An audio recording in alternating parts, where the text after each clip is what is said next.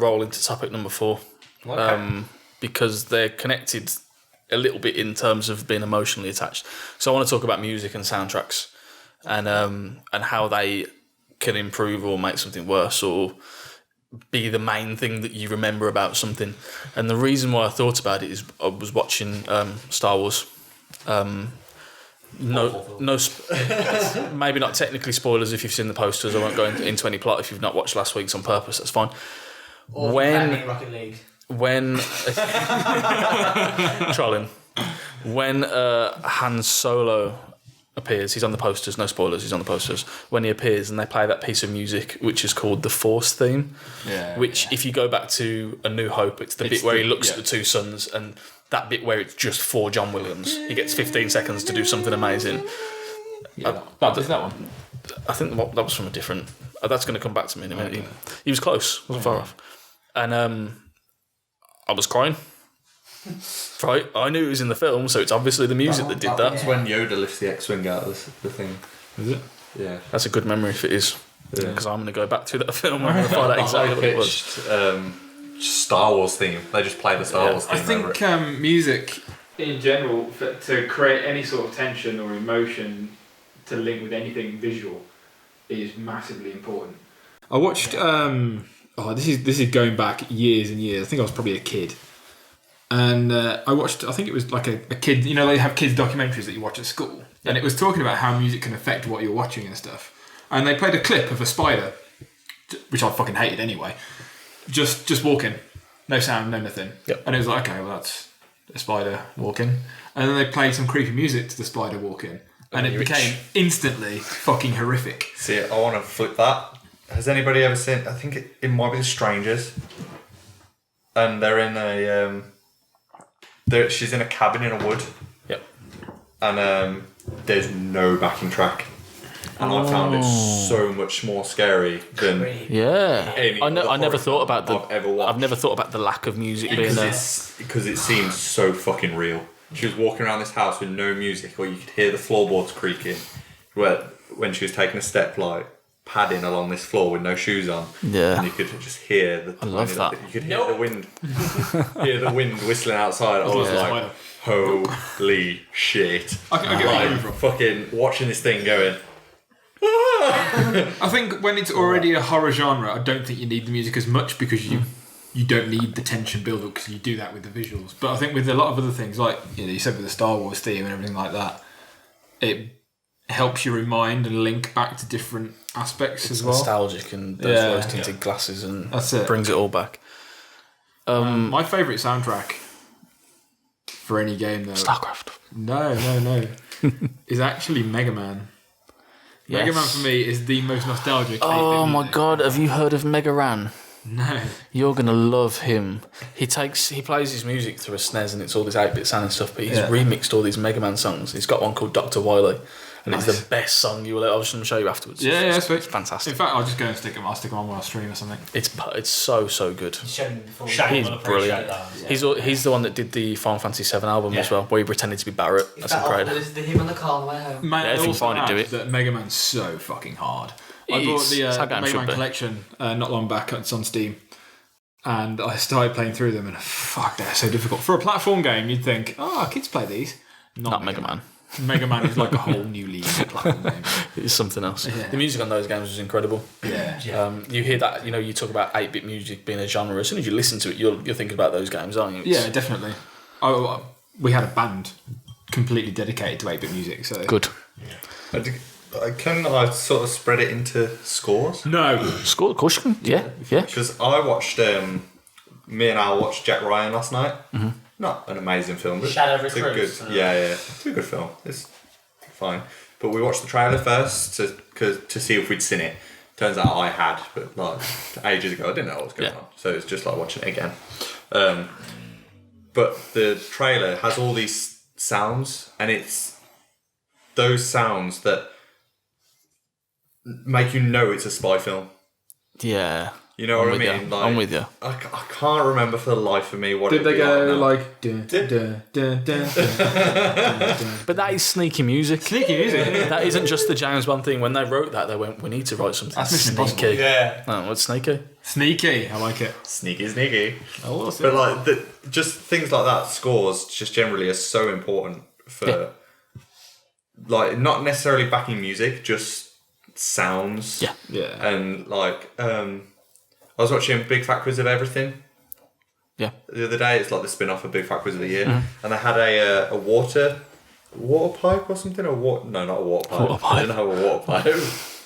Don't do drugs, kids. If they had I wouldn't be surprised if they had I'm on that waiting for him to show. say like a toaster. It's a water pipe. It was some kind of instrument. Microwave. It's like, Shisha pipe. no, They had a microwave. Are you gonna be like one of the rainmakers that you like? no, backstage. No, we're going to talk about this until we get it right. It was a metal. It looked like a bong with like metal spikes all around it, and you use a violin thing, and it's what makes the screeching sound in horror films. Yeah. Okay. It's like the sort Okay. of like, so they just do that, and it's like a metallic sort of. Yeah. And I had that on the quiz, and I was like, "Oh shit, that sounds like." sounds you never scary would as have hell. Yeah, like that sounds so nostalgic. Of Yeah, like, yeah. But like in a horror film, like in any film really, you don't sort of think of. You don't notice scores. See, I do. I'm the same. I think audio is massively Yeah, important. yeah, you do. yeah. But like you notice, like to me, I notice music more. Like music, like building up to something. Like scores are kind of like part of the film, rather than something they put with it to make it dramatic. But that's what makes it so good when you don't notice it. Exactly, that's what I mean. That's the important part. Yeah. To not notice it, but it still have a massive impact on what's going on. Yeah, I have entire playlists of just scores from films, and I can recognise each one. Like to quick honourable shout outs. Probably one of the best film soundtracks you'll ever listen to is going to be Jurassic Park. Like people can argue with me. No, Triple X. Ramstein. No, but other ones like Truman Show. A lot of people don't know. They don't realise how good the soundtrack to that film is. If you I need go to watch on that film YouTube, again, man. Truman Show official soundtrack, and then the opening, and it's absolutely phenomenal. But as far as games go, we can't do this without mentioning Nobuo Uematsu. I don't know how that's possible. Main theme of Final Fantasy VII, which is the same thing over and over again, but somehow tells the whole story. If you listen to it. Nobuo Uematsu, It's crazy. He worked on Final Fantasy series for a while. He left with Hironobu Sakaguchi. He did the soundtrack to Lost Odyssey, and it is absolutely phenomenal. He's probably one of the best game composers in the world. Is that the guy you went to see live? No, I went to see the orchestra. He wasn't there. Unfortunately, the guy who did the 13 onwards series was there, so it was all the entire way through, really upbeat. The one thing that Nobuo did, he took the average length of song that was in a game from roughly 45 seconds to roughly 6 minutes. So it was these like loops that used to happen in games, and he wrote these big sweeping pieces of music. Completely changed the game. Completely did. Another one for me is going to be Jeremy Soule, who does the soundtracks for the Elder Scrolls games, and that is purely because when the Skyrim trailer got announced and we had that, it was the trailer, and it's panning along that huge dragon mural, and you have the dragon songs coming in. I had never got goosebumps like that for a game before, and the soundtrack to that game is unbelievable, and it has the same effect that Lord of the Rings has. As soon as you just hear that iconic Hobbit song, the Shire one. Hobbits, Concerning Hobbits, that's the one. as soon as that comes on, Orc you're just like I listened to it like while working, and I think that's what they did right in Hobbit. Like the one thing I'll give Hobbit credit for is, even though it was an individual soundtrack, as soon as that music started in the first film, it was like, I'm home. Like I've missed this. And then unfortunately the rest of the film wasn't as good. But They should just played that with a picture of the I Shire. was just thinking the exact same thing as you said. Like, but it's the Orc War music that I love. Or when they're ripping down the trees to make the mine. Dun, dun, dun, dun, dun, dun. That's so sick. There is nothing more powerful in a film. At the start of all of the Lord of the Rings games, on that menu that says press start, you press start and it plays that before it does anything else. That's perfect. Such a good use of But like score. in the film when they're down in the mine outside Isengard, And Taking the hobbits to Isengard. They're taking the hobbits to Isengard. Stop before we do riot. And they're forging the weapons for the Uruk-hai. And they're hammering in exact time with the... It's so sick. That's like one of my favourite musical moments of any film ever. For me, I love soundtracks and all sorts, but I love trailer soundtracks and scores.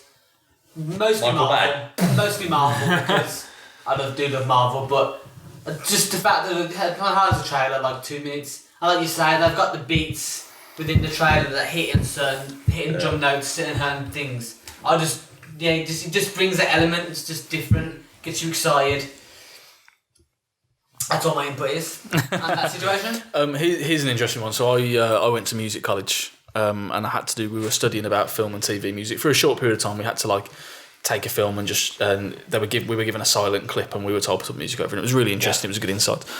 And then we were told to do a mini study on 2 different kinds of media with music. So I did Nobuo Uematsu, and I also did Family Guy.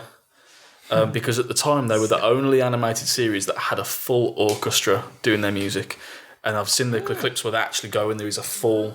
I can't remember which one it was. It was a Philharmonic orchestra. It was a massive thing. From that, and it's these people doing the the funny songs they do in the episodes, not just the little trills that they have and the little bits going between, like the FCC song that's really rude all the way through. And you've got these violinists that aren't going to these lyrics. I'm not okay with this. Wrong note dumpster baby and stuff like that. Wrong night dumpster baby. The weed song as well. But that was really interesting because the guys who did the music and stuff actually go all the way back, and you can trace them to Hanna-Barbera and Dexter's Lab and Cow and Chicken and stuff like Powerpuff Girls and stuff like that. I feel like I have to mention World of Warcraft. They used a whole lot of budget on an orchestra. There's a hell of a lot of music in that game as well. Because do you know what I mean? Every area that you go into, there's a new music. It's the first time you walk into Stormwind is when it always hits you right in the feels. I can't get it. Whenever I think now, I'm just thinking of Lord of the Rings. I just remember every time I walk into it reminds me of Lord of the Rings. Yeah. Every time you walk into Stormwind, it's just like, whoa. Yeah, I can't think of it. But Most sort of game soundtracks that always seem to stick in my head are the 8-bit themes.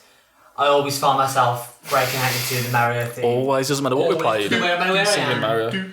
Always break out into the Mario theme. It's true. But Pokemon soundtrack, and I love how nostalgia reasons like me. You can hear the soundtrack that comes on when you go into a gym. Yeah. I hate the battle music. You know what I mean? Yeah. Battle.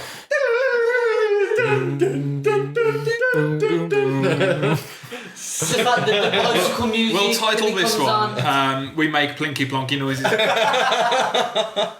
Plickety plonk. And like when you go into the ghost town, the haunted Pokemon Center. Apparently, there was that big myth that Lavender Town song was making kids in Japan kill themselves. Yeah. It's not true, but there was a big old rumour about it back in the day that it was, because it was supposed to be something weird backwards that was messing with people's brains. I do love how impressive Family Fun Lads is, that you can make 8-bit sounds. It's just a MIDI sound. Yeah. The amount of layers and the melodies they're sticking in, the creativity behind it. You've just said that and it's just brought it up. There was a song in Final Fantasy 1 that you hear at some point in all of the games, and as music's been able to get better, they've gone from having this like monotone sound to having it done as a full orchestra. And that is an incredible journey of music and technology, actually. Even if you have no interest in these songs at all, it's pretty epic. It's fantastic to listen to. I think going further on, like to movie soundtracks and stuff like that as well. This one's purely because I just love most of the songs in it. There's nothing special about how they were made or anything like that. They are just specific songs, and they're put in this film, and they suit the film. Guardians of the Galaxy. No. Great soundtrack. Good soundtrack. We both wanted high fives then, didn't we? Yeah. No, he's loved it. No, I thought you were gonna say it, but it's Pulp Fiction. Oh yeah. Fucking love the Pulp Fiction soundtrack. It's got all my I love every single piece of music in that. It's just amazing. John Williams. Anything he's written has been great. Yeah, I do actually. They call Nobuo Uematsu the John Williams of the game. When it's snowboarding, it's Hey Breed on. I'm like, yes. Hans Zimmer again does a great. Hans Zimmer. You can't not mention Hans Zimmer. It's important. Every Disney movie. Every Pixar movie. Let's go to Disney, and actually to finish this one off, I think, because we could talk about music forever again. Hakuna Matata. Lion King. We're going to go a bit further. We're going to go to 1940, and do you remember Fantasia? Yeah. The music was written first, Yeah. and the animation was done to the I music. think They they do that with every animation. No. No. There's a lot of them. What? It was the first time that had ever happened, and that okay. was the big deal. So they didn't have any kind of video. They didn't know what it was all about. They get given this piece of music, and they timed everything. And then the animation people got really, really high. And came up What with does that this bit. sound like? Brooms carrying buckets of water? Done. Rolling red hills. Just to quick fire round. Favourite Disney Tarzan. song. Tarzan. Come back to me. Come back to me. My favourite song. Tarzan. Tarzan's a great one. Phil Collins did it. How could it not be Tarzan? Aladdin, A Whole New World. No, That's me. That's your one. That is my me. favourite one. I always love the Hercules song. Oh, everything in that film. Every song in that film is fantastic. I'm going to argue that Steelers' entrance song next season should be Zero to Hero. Zero to hero, no time flat. Yeah. You like Hercules, don't you? Hercules is the best song. Yeah. Tango's also got great songs. I watched that the other day. It's fantastic. I just love Lion King, man. Mine is probably, I'm going back to Aladdin again, but maybe Street Rat. I quite like Street Rat. Okay. It's quite a good song. And Not a Whole New World. What's the one where he meets a genie? What's that song called?